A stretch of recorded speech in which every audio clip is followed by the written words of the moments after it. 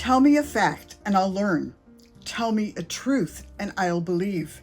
But tell me a story and it will live in my heart forever. The Names Not Numbers Oral History Film Documentary Project is remembering the stories of the Holocaust and is telling the story of the Holocaust for the world to hear, for the world to learn, and to inspire future generations to combat anti-Semitism and all forms of hatred and intolerance.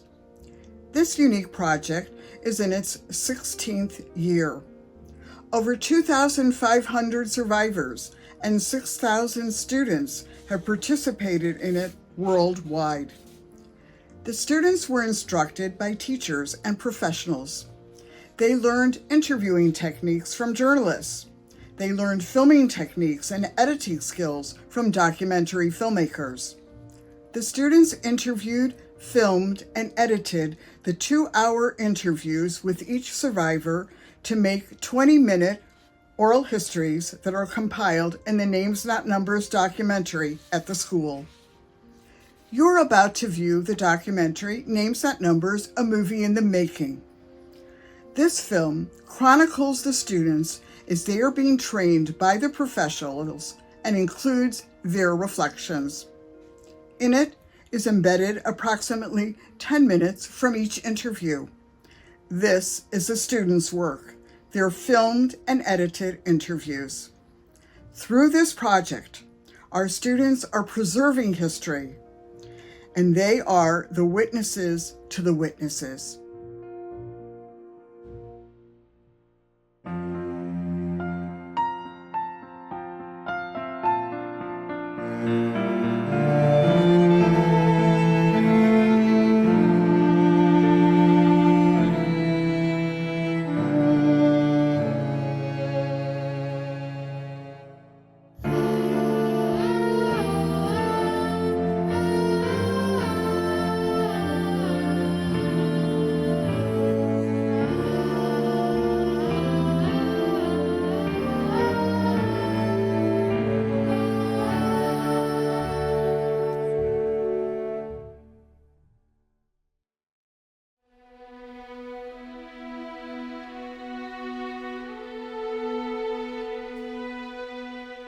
Good morning, everyone.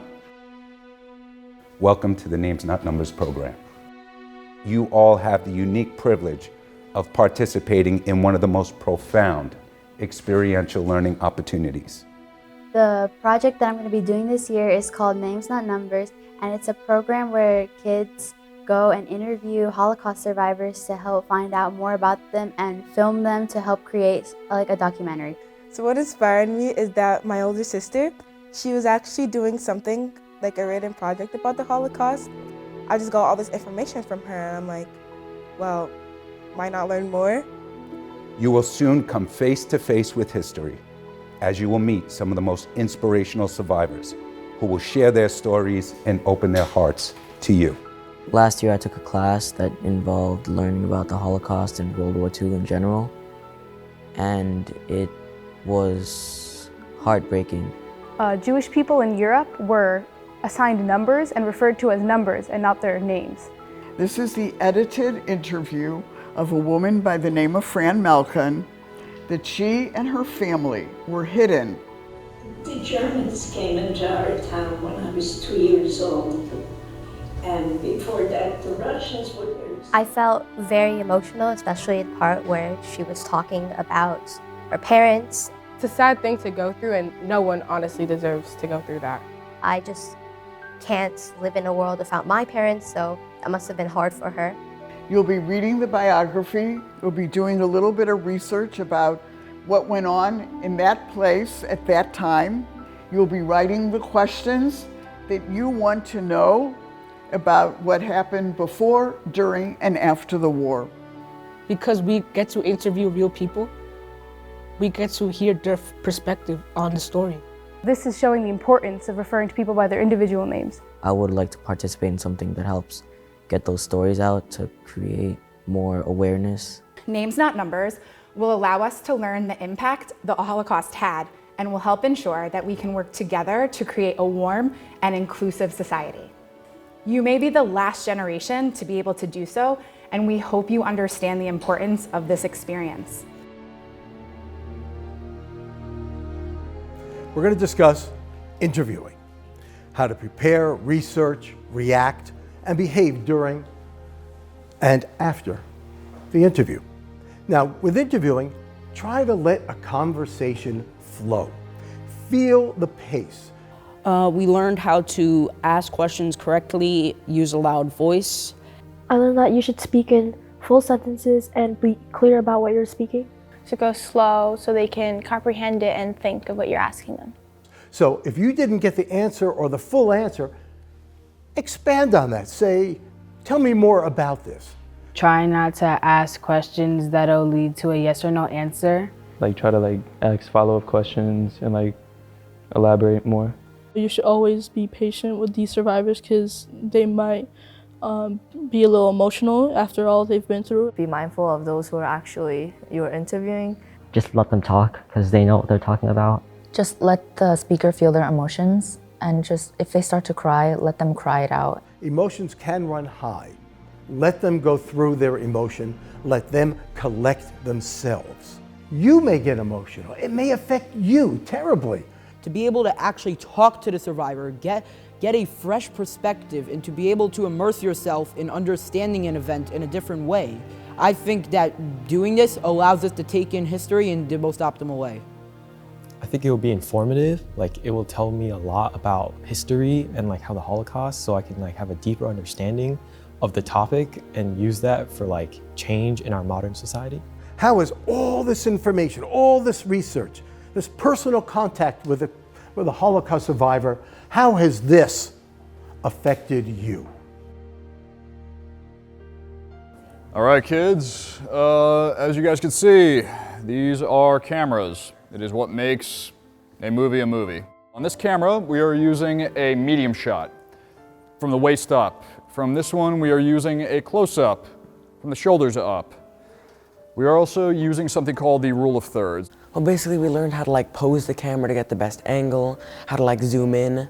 I learned how to focus on the person that you're filming, or how to move the camera. We learned about how to read the battery percentage. And just how to make the best documentary possible with the equipment that we have. For this, we're going to keep our survivor on the left third, and we're going to keep our student on that camera on the right third. I learned that you're not supposed to keep the person in the center. You should really be focused on keeping on the sides. So that way, when we cut in between it, it looks like a typical conversation. It's a natural looking conversation. The other extremely important thing, as you guys can see here, you see channel 1 and 2, that is our audio channels. The filmmaker taught us to capture clear audio. You can always fix up the video, but you can't fix up the audio. I felt very professional using this kind of equipment. I think the experience is going to be very heart-touching and very sorrow for the survivor. I am interviewing Manfred Corman. I have never met a Holocaust survivor in my life. I am feeling kind of nervous. I don't want to mess it up or anything. I'm pretty excited because I never met a Holocaust survivor. I'm feeling pretty interested and hoping that I'll be able to get to learn a lot. I'm looking forward to asking Mr. Corman what happened to him and his family after the war. And how it changed him as a person. If you never met a Holocaust survivor before, then you get to meet one, and that's an incredible experience. That not many people will be able to do that in a couple of years.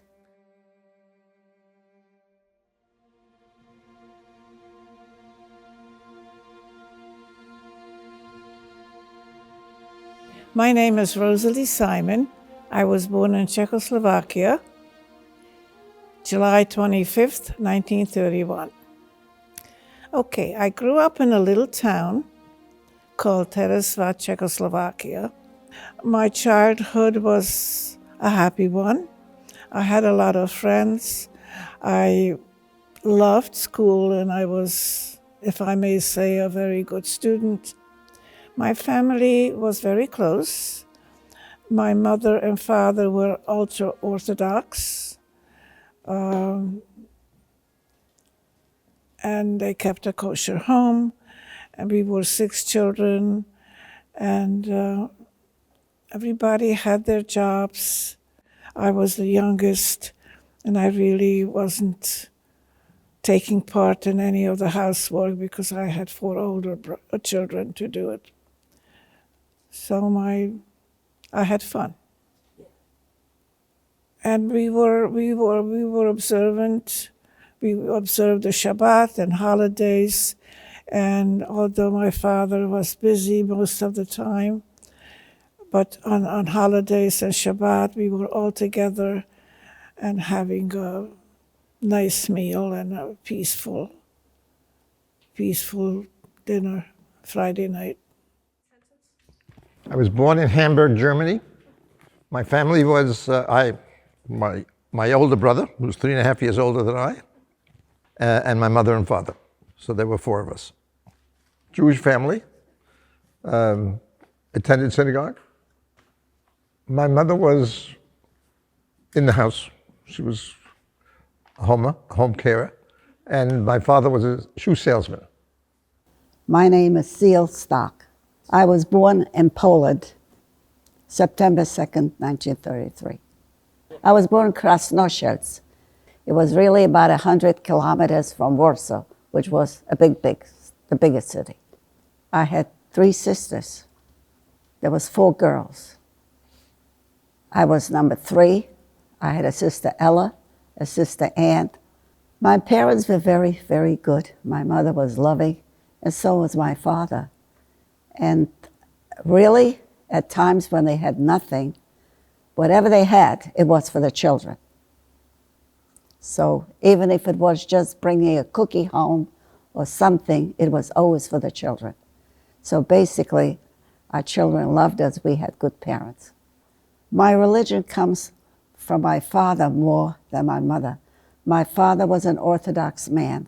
My mother was a little bit more modern, where she understood maybe the girls want a little bit more leniency. So she gave it. But it was always that my father didn't know about it. So I come from a religious home. I was born in Berlin, Germany in 1929, where we were 4 children, 2 boys and 2 girls. My friend was in a grocery store. He was working, like a partner in a grocery store, in a supermarket. And my mother was a housewife. See, my mother was born in Germany, so she had this name Stock. That was her name because she was real German. But my father came illegally over the border, so we didn't use his name whatsoever. He was like a non-person. He wasn't even allowed to work there, but he was working there. We lived what you would call a secular life.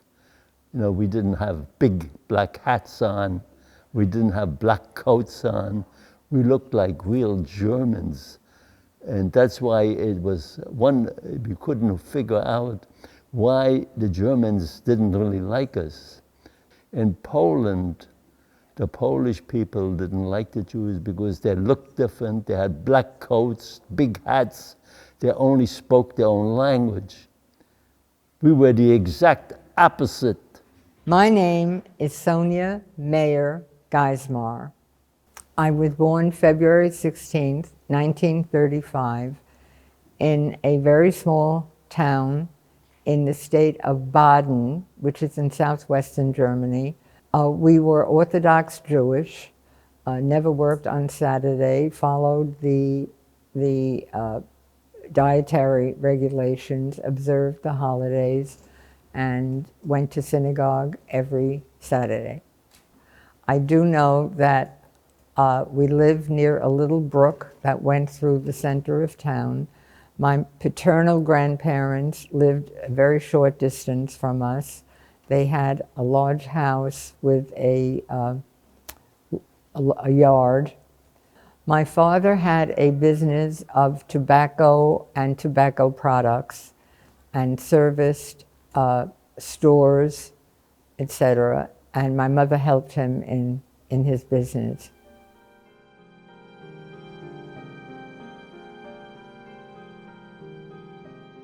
the problem really started after Kristallnacht. For the grown-ups, not for the children, but for the grown-ups, things were quite tough. Those people that had stores, you know, and they had factories, you know, because I'll just say this, that the German Jews were at the top of the economic ladder, and they had beautiful stores and beautiful jewelry stores. And after this, I'm going to mention it again, after Kristallnacht, all these places were destroyed by a group of people called the Nazis. They had brown shirts, and the police didn't stop them, and they just did what they wanted to do. They burned some of the synagogues, and they burned the stores, and they burned the, you know, the houses that they had. And that all happened in one night, and it was called the Kristallnacht.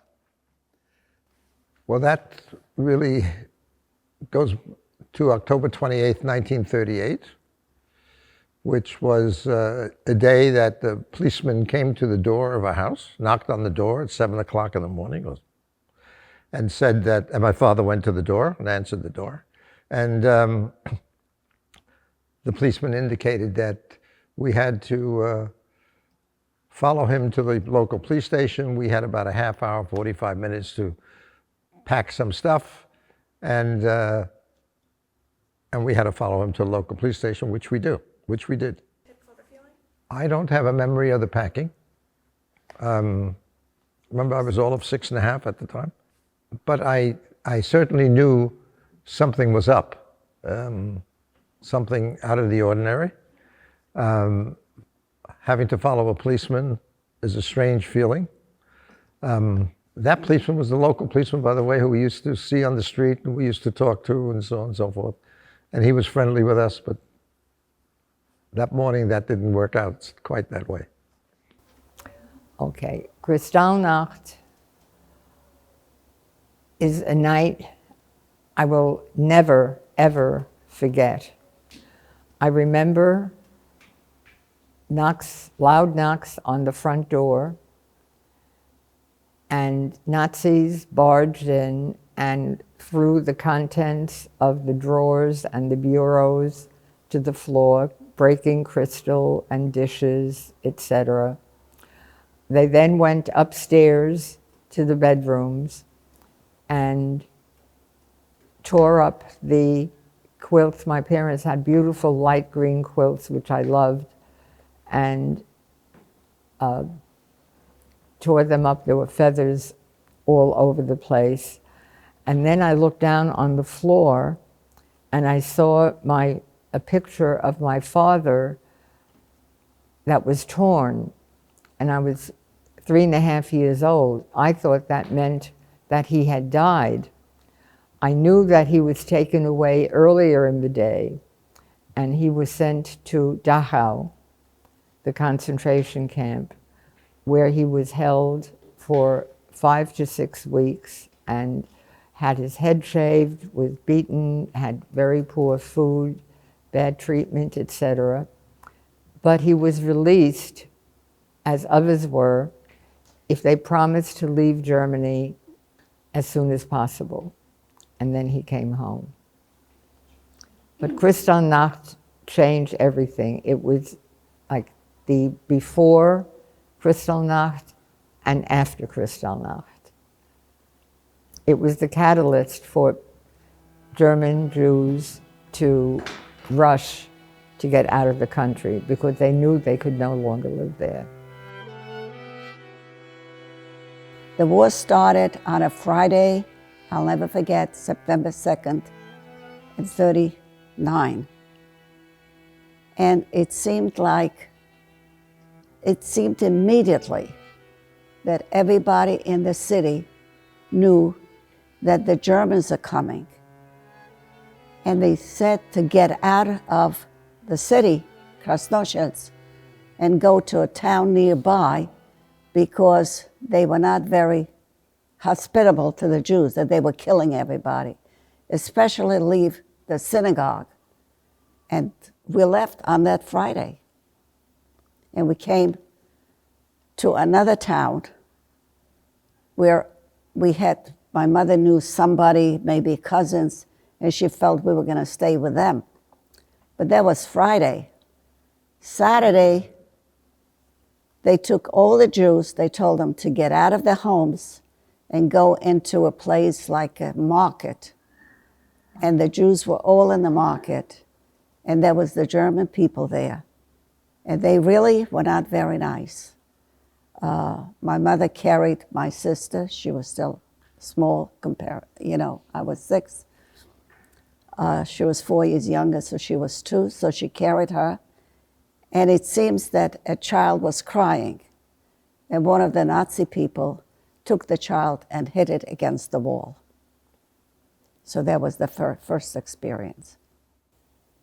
We were not allowed to go to school anymore. And we had to wear the yellow stars on our chest. And so I watched people being beat up on the street by the Hungarian police. And the sad times have started for us. My priority was to be good in school, which I was, but it was cut short. Unfortunately, the Jews were being expelled, the Jewish kids were being expelled, and we had no more schooling. I remember being in 4th grade or 5th grade, and this boy came up to my teacher. He was an Ukrainian boy, and he said to him, in front of me, he said to him, "You know what's going to happen to the Jews?" He said, "What?" "They're going to be all killed." A little 11, 12-year-old kid, he said it with so much pleasure. I came home and I cried. I said, "Mom, what is he talking about? We're going to be killed." She says, "It's not going to happen, don't worry. Nobody's going to kill us." Sure enough, he knew already then that the plan was to get rid of the Jews. That was very sad. After how the Hungarians treated us, we were really concerned what the future holds for us, and we knew it wasn't good. Immigration from Germany involved getting police reports, giving up all your worldly possessions, all your assets. You had to sell, my father had to sell his business. Everything had to fall into place exactly the way it was outlined. Immigrating was another story. The place of choice was the United States. My mother found out that the Hapag was the name of the company that owned the St. Louis, that the immigration minister of Cuba was selling tourist landing permits. Now, that is not a visa, it's a landing permit. And they would stay there as a safe haven until our quota numbers would be called to get a visa. After that, they separated us, all the people that were in the market, sort of, and they put the men on one side and the women on the other side, but they put the women in a synagogue. And the older people were starting to cry. Why are we here? We don't want any harm to anybody. But they were going to burn the synagogue with us in it. Did I know that? Maybe, but I really didn't grasp how people could be that bad, that hateful to do such a thing. So somehow, some way, they let us out of the synagogue. But my father was in a different place. We didn't know where my father went. They had the man in a separate place. So we were left by ourselves with my mother and my 3 sisters. All we had was my mother had a fur coat. So that's all she had. When we got out to the field, she put the fur coat out and she put us on that coat. That's how we spent the night. It was sad. I knew we left the candles on the table. It was Friday. But I was 6 years old. So it's not like you grasp the hatefulness of that people could hate some other people that way. My mother had family in the United States. And all we could hear from her saying is, if anything, that was during the war, if anything is going to come good from this war, I'm going to take your children to America. That was her dream because she had 4 brothers and 2 sisters, and they were all in the United States. Well, we didn't hide in Poland. We were just there a little while, and we went back to the home that we came, the small town. And we were there for about a week, and my father found us, after he was on another place. My father found us, and he came back to us, which was a miracle in itself. And we decided to go back to the town that we lived. When we got to the town, we saw that his people killed all the rabbis, everybody that remained in shul that night. So anybody that was Jewish, of course, was killed. And just about 2 weeks later, they gave out, you must leave your homes. You cannot stay there. And you have to sign papers that you're leaving because you want to leave. So we left our town, and we went from one town to another town. Well, that was an edict that Hitler put out, that all immigrants, illegal immigrants that came from Poland and from other countries, not only Poland, that came from Russia to work in Germany, had to leave Germany. He was preparing for the Second World War, and he didn't want all these different immigrants in his country. So he made an edict, a law, and all the people that were illegally in Germany had to go back to their own country. And that's when it started for us. All of a sudden, we didn't have a family because the family of my father went back to Germany. And well, the police came over to our house, and they said, pack up our most essential belongings and show up on a certain farm. However, my father said, we are Hungarian citizens, and why are you sending us away? So the police let us stay. They looked at the citizen papers, and they let us stay, but they took other people from the town. When the Hungarian police showed up again, it didn't matter if we were citizens or not. Any papers, it didn't help. We just had to pack up and go meet at the Wiesel farm. We had to leave everything behind that my parents worked all their lives for, and leave everything. And so we were loaded onto the wagons, cattle cars, and they took us to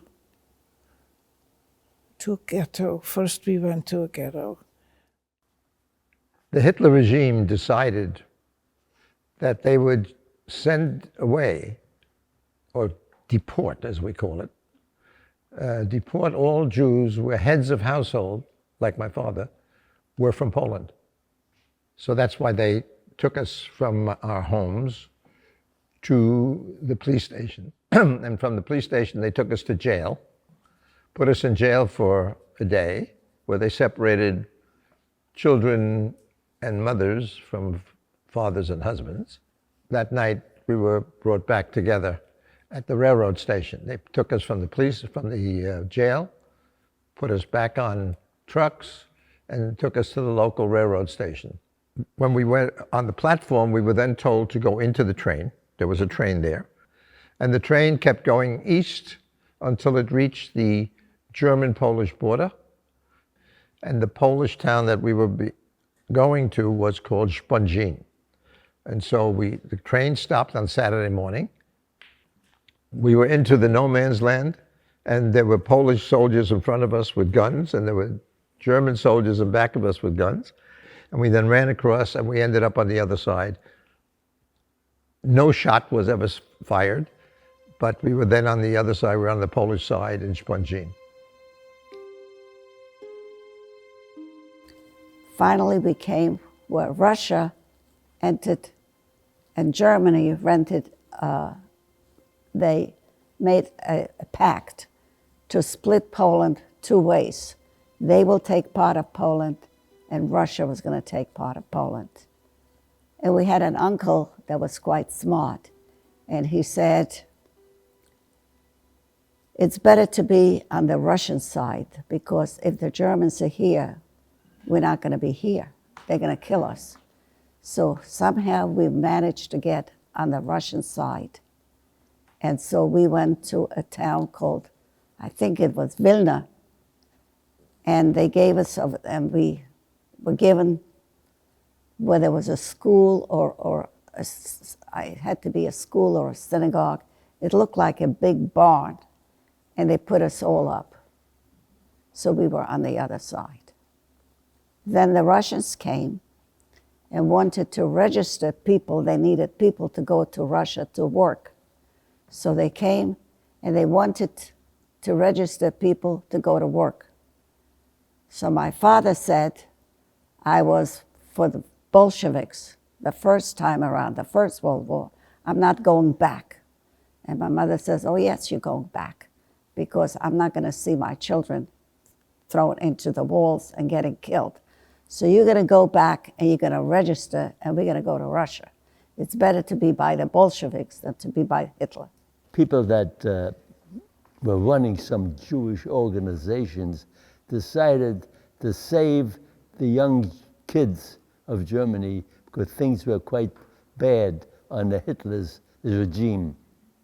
They decided they could save as many children as they could, get visas for. Remember, it's not that you just come to the United States. We needed visas, you needed papers, and they arranged all that right after that. And they did a magnificent job. There was about close to 100 of us kids. When we got to Poland, the Polish government really didn't expect us.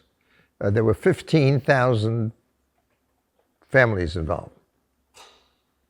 So the Polish government took out horses from a horse stable and put humans into the horse stable. They put some straw on the floor, and there we had to sleep, and we were fortunate that local organizations were providing us with food. They were throwing food from trucks and so on and so forth. But we had to live in this horse stable. Upon arrival to the ghetto, there was no room for us. The ghetto was overcrowded with Jewish people. And so they took us to a cemetery where we slept on the ground. Rain or shine, we slept for a few days on the ground, and then they found a place for us on an attic.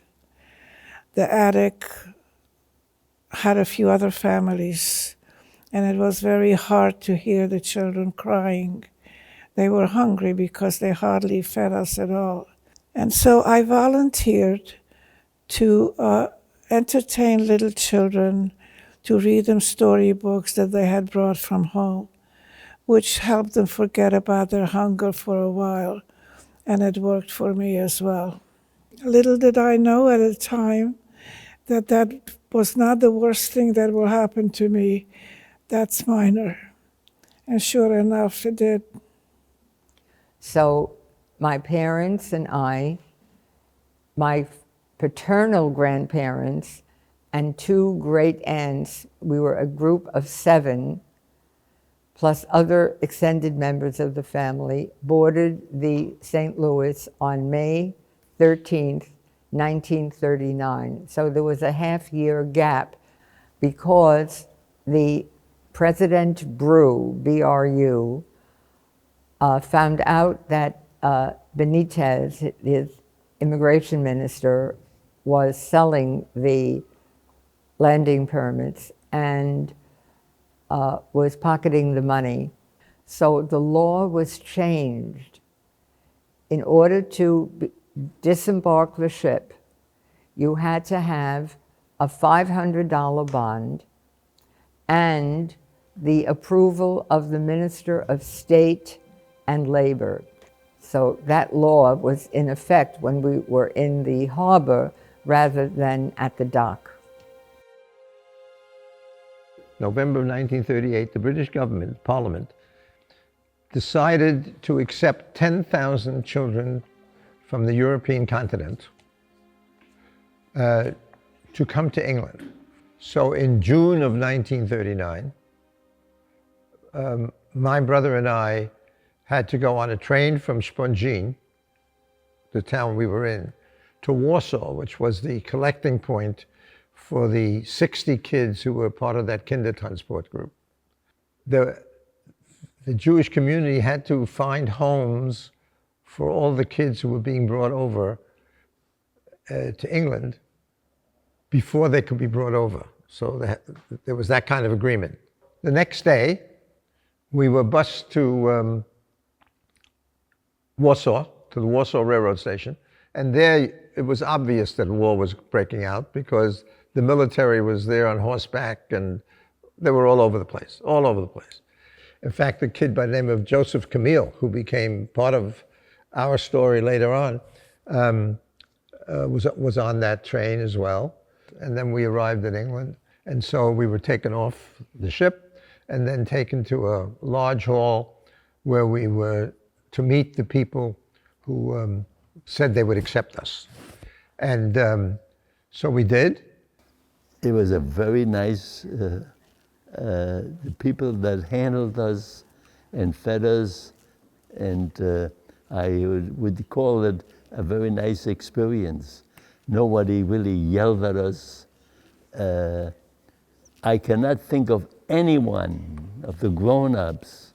Remember, there was a lot of children yelling or screaming. I would say it was a pleasant trip, really trip. I don't remember that I would say it was a bad trip. When he was ordered out of Cuban borders, he said, well, we're going to go to the coast of the United States because naturally FDR, the United States, will save you. So that's what he did. Coast Guard cutters surrounded the ship.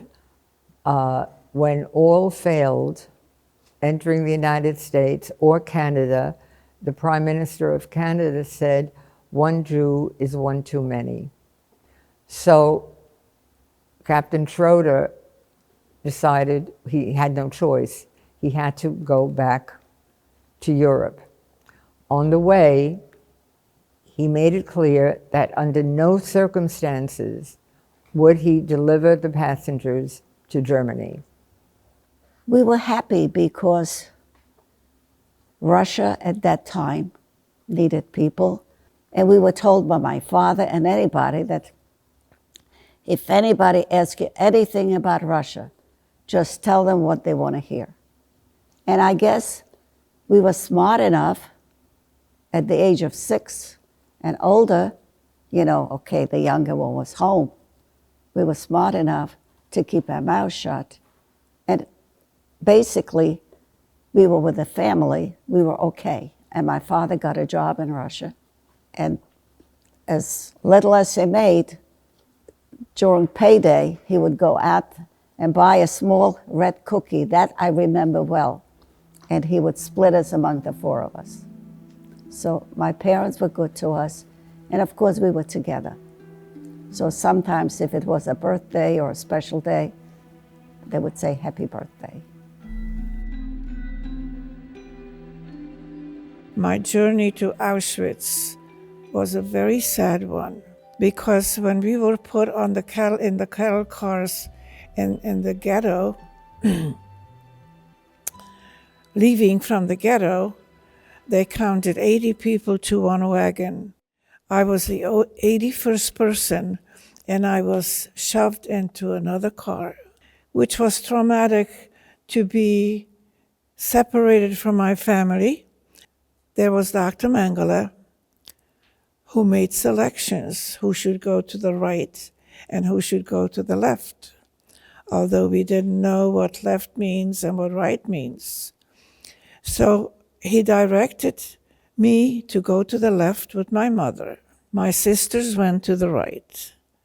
As I was walking with my mother, I heard on the loudspeaker saying, "Those of you that are going to the left will receive more bread." So without saying anything to my mother, I turned around and tried to find my sisters to take them back to be with my mother and me. Once I found out that my mother is heading for the gas chamber, I was devastated. I was devastated for leaving her. And then the time came when our barrack was ordered to be transported to Germany for labor. Dr. Mengele showed up. We were ordered to get undressed naked outside.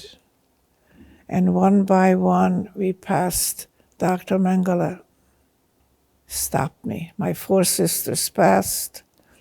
He stopped me, put his hand on my shoulder, turned me around, and asked me, "How old are you?" I remember that they instructed me to say 16. So I told him I was 16.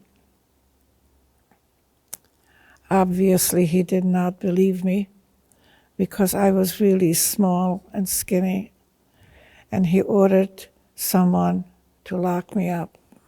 I knew by then that this is going to be my last day on this earth, and I will never see tomorrow. This young Jewish woman who was helping Dr. Mengele obviously noticed me crying and knocking on the window. She gave me clothes, since there was an extra person in the room who volunteered to die with her daughter. She was able, there was supposed to be a certain count, she was able to let one person out as an exchange to the mother.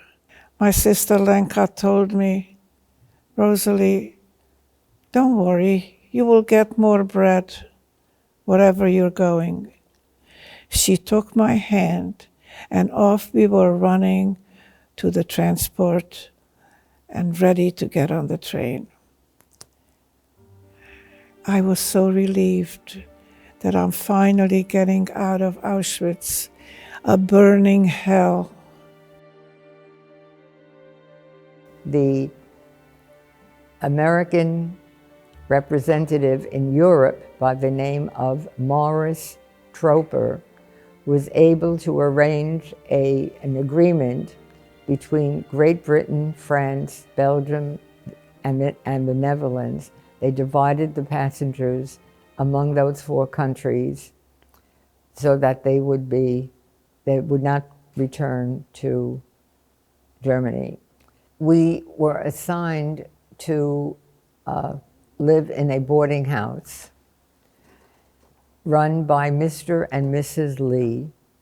And Mrs. Lee taught me my first English nursery rhyme, Baa Baa Black Sheep. And I always included Mrs. Lee in getting a bag of wool. I went to a kindergarten. I don't remember anything about it, except one day my father was walking me back home and we didn't have our gas masks. Gas masks were issued to everyone.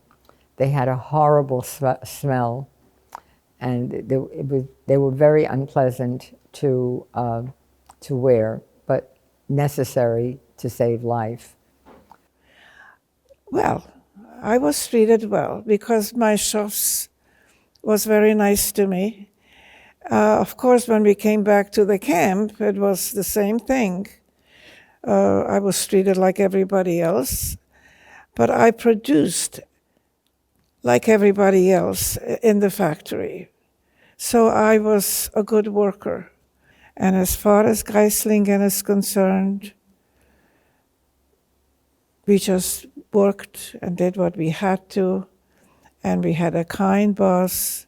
We were there for about 7 or 8 months, and it was okay. We were hungry, but at least nobody hit us there or nobody tortured us. But coming back to the camp, it was nothing like Auschwitz. We each had our own cots, we had a blanket, and the food wasn't so bad like in Auschwitz. Auschwitz was terrible. But since we worked 12 hours in Geislingen, we did get some food there, which was not bad. Hitler, he made a pact with Stalin, but he didn't keep his pact. So I think in June, they announced that they made war on the people in Russia, and they actually drafted my father into the army. So my father somehow was able to get out and put us on a train. Nobody knew where it was going, what it was going. All they knew that we were close to an airport and we couldn't stay anymore there because, you know, there's war now. And we came to Siberia. Siberia, it was a small town. It was basically a village. And some of them didn't even know what a Jew was. They never saw a Jew. So they only thought Jews were with horns.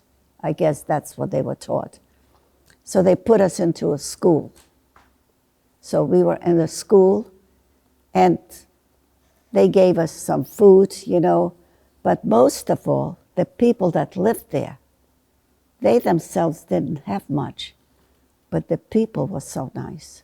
They somehow loved the children and took care, and they would bring some milk if they had a cow, or they would bring something else. If, you know, whatever they had, they shared with you. And of course, we were by ourselves, and my mother wasn't very well. She was a sickly woman, still from the First World War. And she would faint on us and do anything. And then, of course, she always talked about her husband, our father. And we kept on saying, maybe one day he will find us. Maybe the following day we get a postcard where my father is. And it says he's in Chicago and he's looking for us. He didn't know how to write. He had somebody sit down and he said, wrote out about 100 postcards, sending to the different towns all around where we are, you know. It's like they have, here they have boroughs, but over there maybe it was bigger and it was counties. And so we got the postcard from him. And when he came, he basically, when we didn't have wood to burn and it was still cold, he took the house apart and he burned it. We went from Germany to France to a city called Chateau de Quincy, you know, Chateau. And it was a very rich person that owned this chateau, and he let us stay there. We were way close to 100 kids, and we stayed there weeks and weeks till the passports and visas and everything was acquired. right after the first 2 days of Passover, my father and other heads of household were given permission by the German government. In fact, the German government insisted that the heads of household come back to Germany to take care of the apartments, and he took care of what he had to take care of. The apartment was taken care of, the car was taken care of.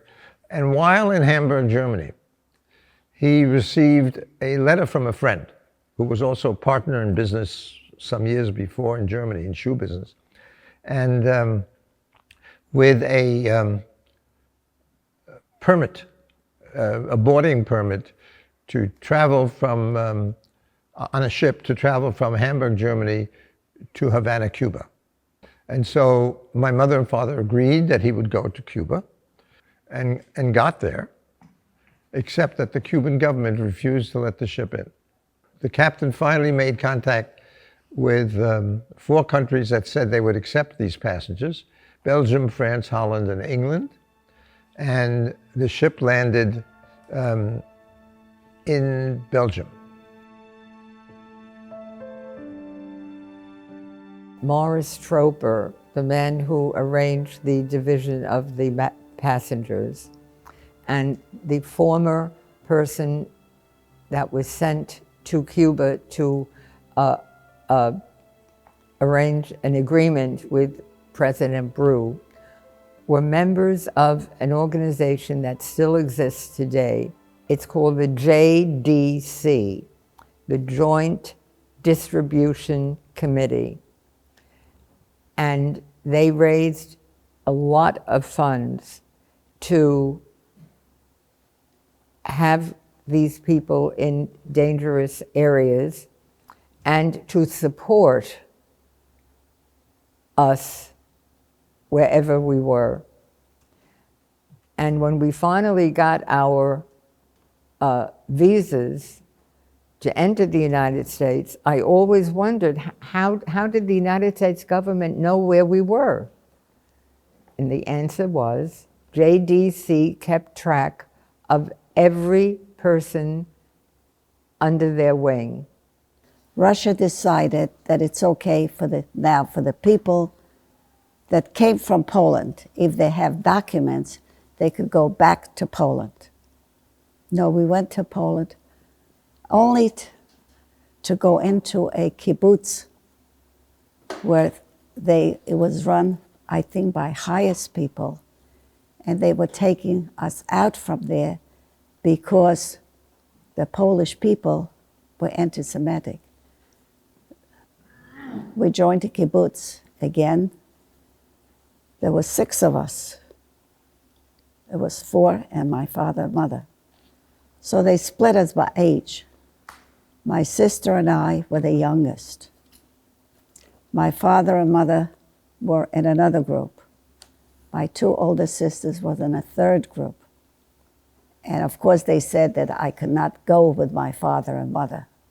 But I had a tall father, and I'll never forget it. He picked him up by the shirt and picked him up. He says, "Try and stop me. Just try and stop me. I'll kill you right here. You're not touching those kids. Those kids are going with me." So we went with my father and mother to Deggendorf. Over there, we were allowed to stay a few weeks. But my father said, "I'm not leaving till my children are coming here too," because they were coming from Poland also. And finally my sister came through, and we were a family. And believe me, that was the biggest joy of them all, because as much as we went through, and then we saw all the pictures and everything that happened to the Jews and to the concentration camp. So we lived in London. We were registered in a Jewish day school in London. And we lasted in London about 10 days. The British government decided that all school children from the major cities of England were to be evacuated, taken out of the city to the countryside. We were then all sent to various towns across the countryside of England. After a while, the kids who lived in London, not kindertransport kids like my brother and I, their parents wanted their kids back. I mean, they were evacuated, but after a while they said, hey, we want our kids back. And that's what did happen. They went back. But my brother and I and Joseph and 3 girls who were all kindertransport kids remained in that town for a while. In between that time period, between when we arrived in England and when we left England, my mother was left in Poland, if you recall. She sent us out. So she left Poland. She was permitted to go back to Germany. The uncle sent the visa immediately.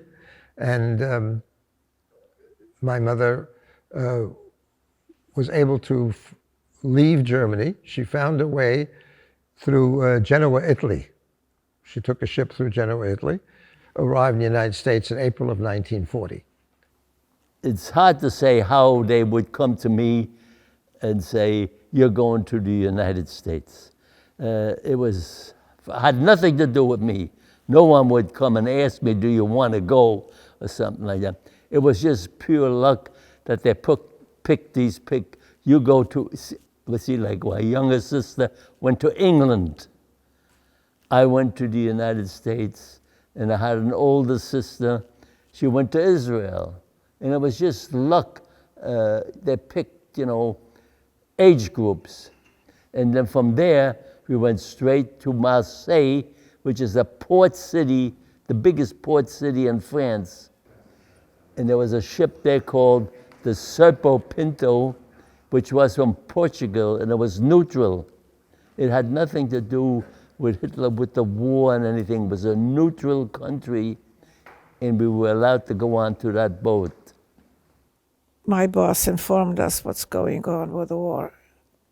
And when we were evacuated, they decided that the American army is coming closer to Geislingen. They decided to take us to another camp. We got into the train and we were moving, I don't know where, and all of a sudden the train stopped. We heard shots, and we thought that the people were being shot, but it was the American army coming closer. And finally they came to the train and they liberated us. They also informed us that a short distance away, ditches were already dug to bury us. We were supposed to be shot and bury us in the ditches. It was difficult because I knew that I lost my family, my parents, and although I did have my sisters, but I didn't know about my brother. But the Mengele came and asked my father, is that your son? And he said, yes. And my father said, he's 13 years old and he's not a well child, so please take care of him. Well, they did. They sent him to the gas chamber immediately. They told us, the Americans told us, you can go home, you can go to Israel, you can go wherever, DP camp, you choose. Somebody we know saw us and they asked us, where are you going? And we said, we're going home. She said, your father is alive. He's in Prague in a hospital. We immediately got off the train and tried to search for him. And we found him in a hospital. He was skin and bone. His teeth were knocked out. And he weighed about 80, 90 pounds. And from Prague, we stayed there for 2-3 weeks. My sister went to a DP camp. While she was in our hometown, she met this guy that she knew before the war, and he asked her to marry him, and she said yes. And from Prague, we heard that from the DP camp, she went a town called Baltimore. After Prague, we went to Baltimore too, to meet up with her and be together. My mother wanted her children, and we were able to get visas and come to the United States. So we had a very pleasant journey, other than the first day when we were both, certainly I was as seasick as one can get.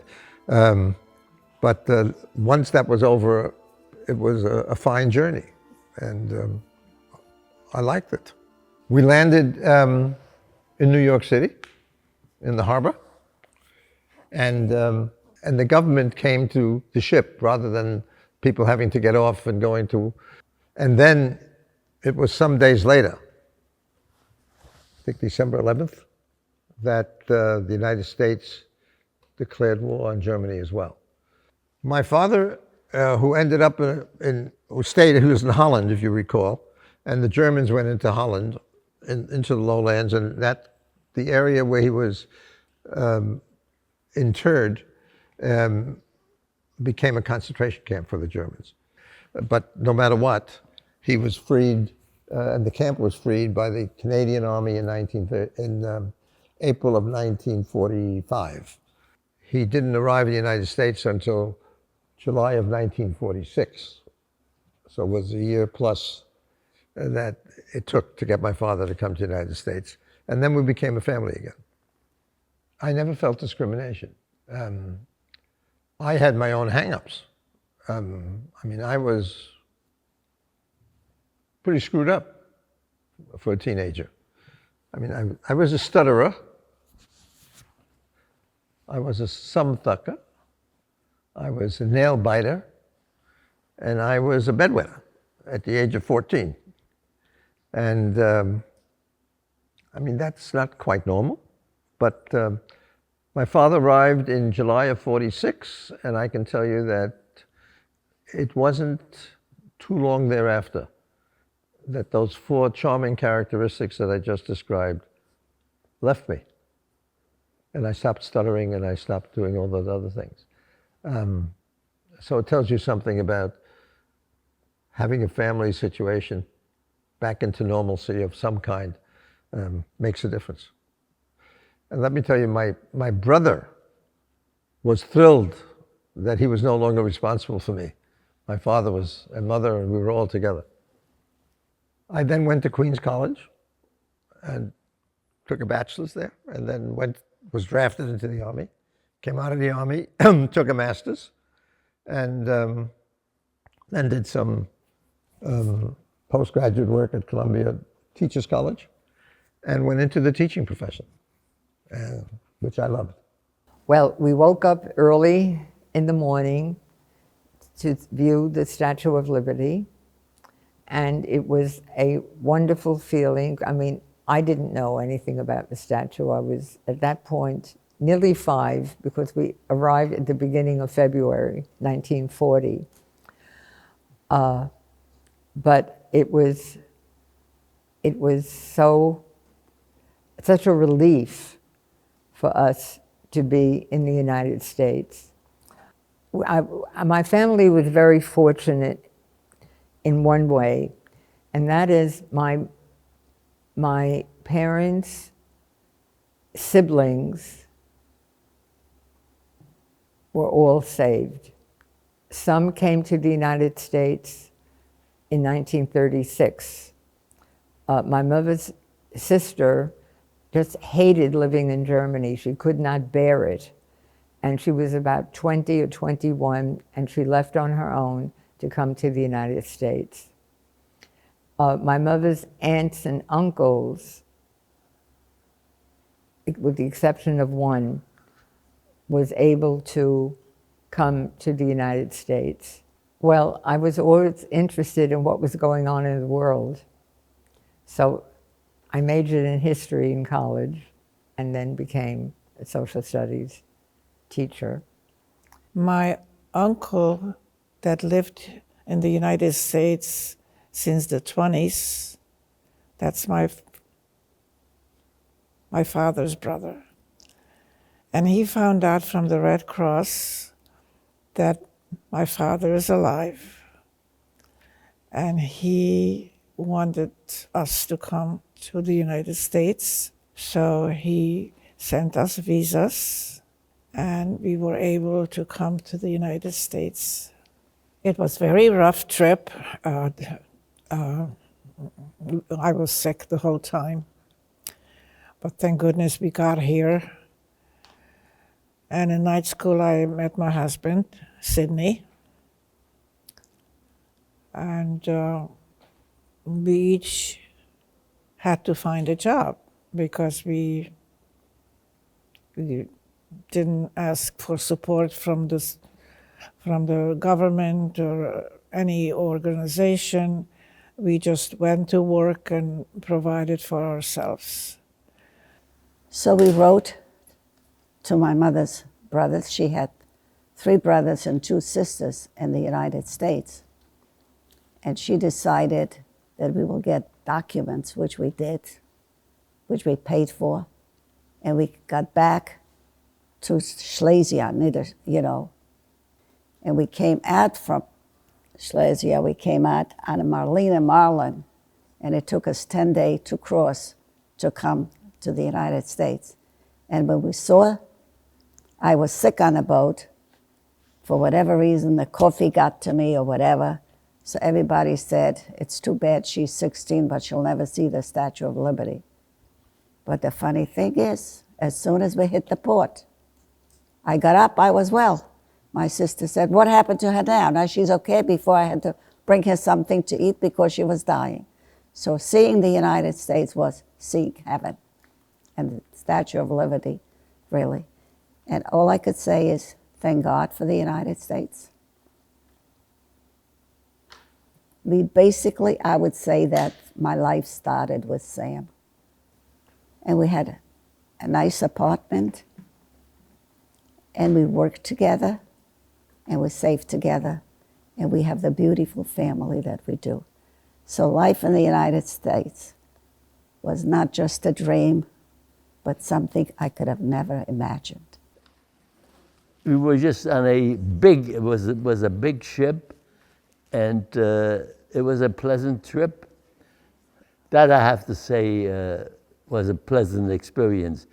All the kids went on top of the boat, on top of the ship, it wasn't a boat, on top of the ship, and we was standing on the rails next to the rails that you have on the ship, and we were waving and yelling, hello, I'd say this, we felt very nice seeing the Statue of Liberty, even though we really didn't know the words that was written on it, but we knew it was, we were in safe haven.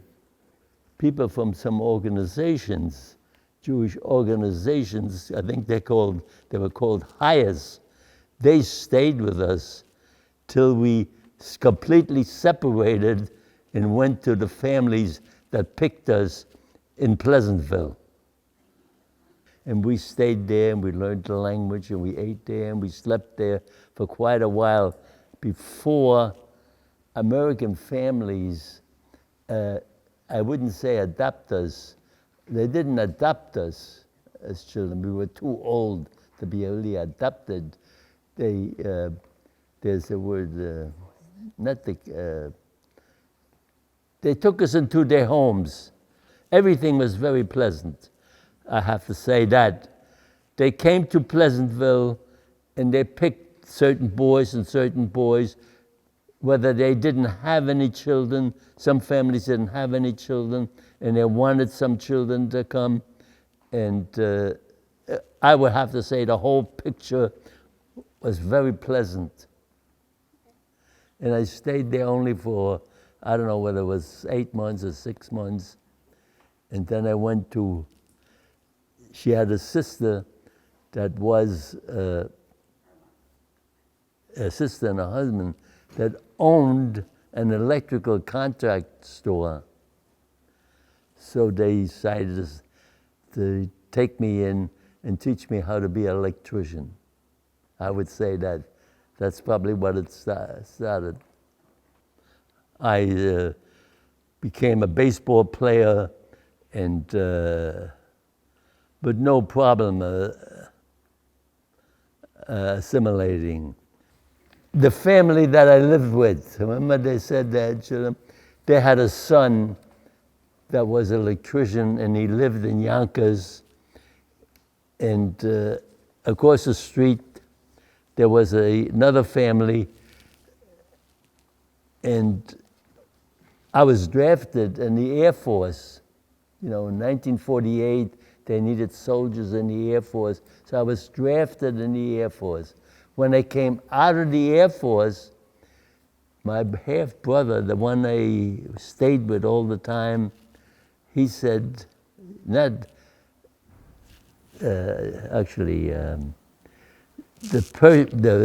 people across the street were very friendly with my half-brother, and they said, we have a son that just came out of the Air Force, and he's single. And that's how I met her.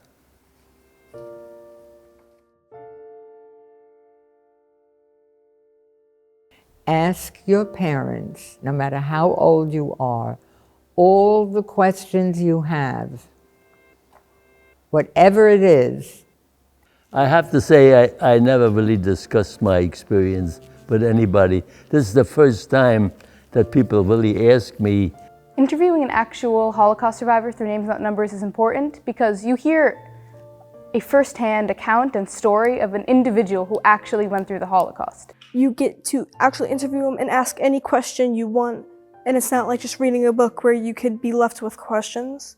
Because just reading a book, you'll find out things, but you'll never actually get to know fully how it was like, the emotions that they went through.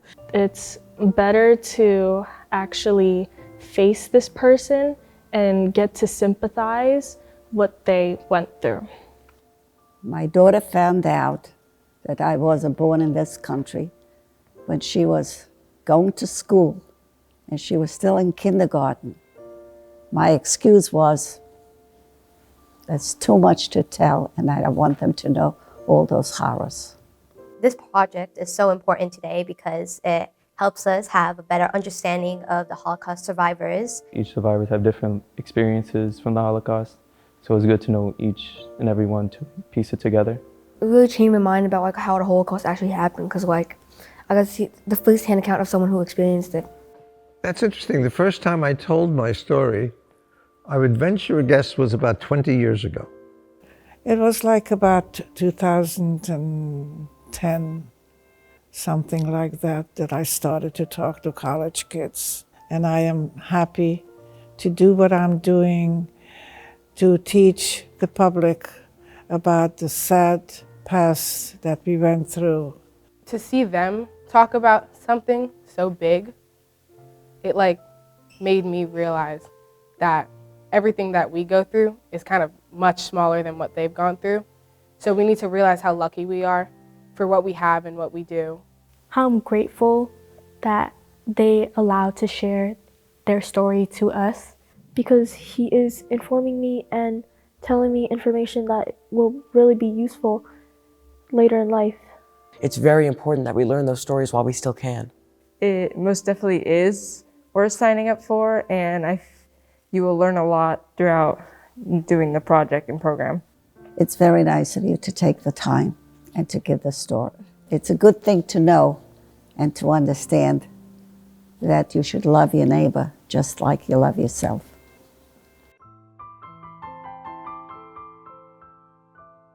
The responsibility I have after I heard the story of Seal Stock is to talk about it with other people, like especially the people who think the Holocaust is non-existent and never happened. Now we have to educate the younger generations and the younger children, because the Holocaust survivors won't be around much longer.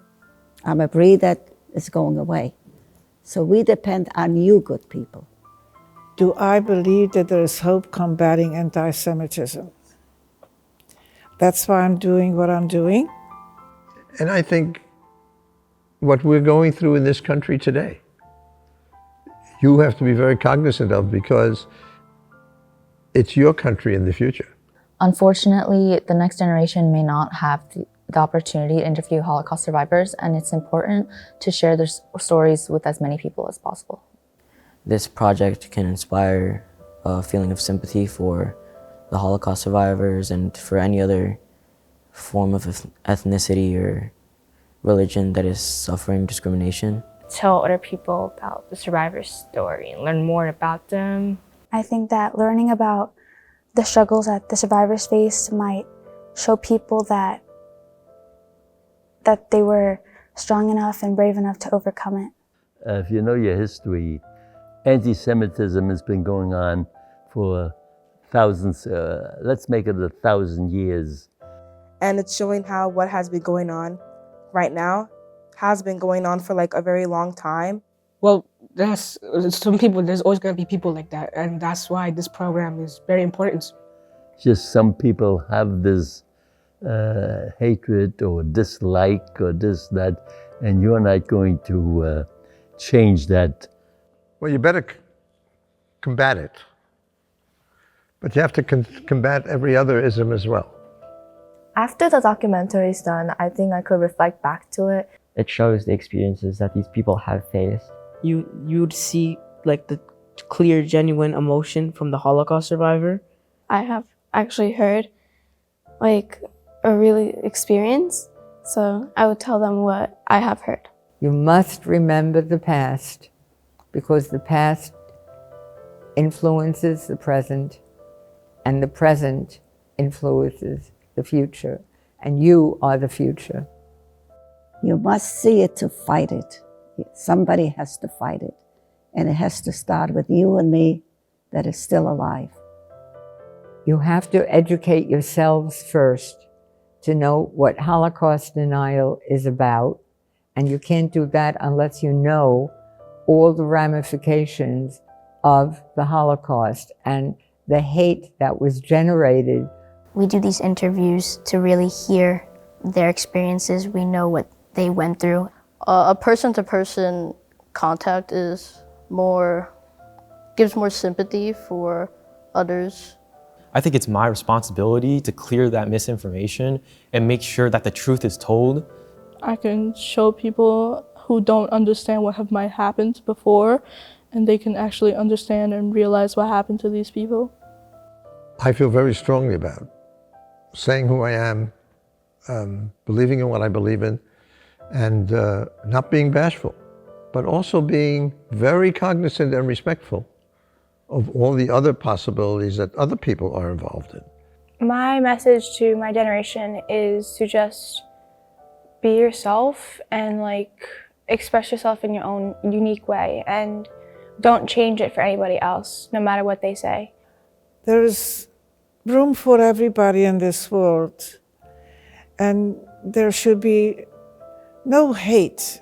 Responsibility that I feel is a sense to speak out and tell other people. You're a human being. You have a purpose. You have feelings. You're your own person. Just because my skin is white and somebody else's isn't, makes no difference. Just be good people.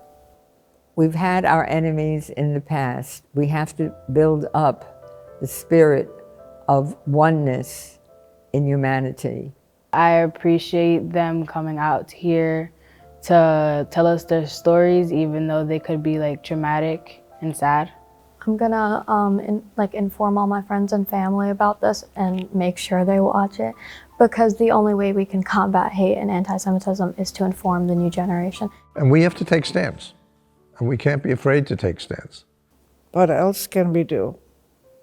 I want to see peace among all nations and get along. I'm praying for that.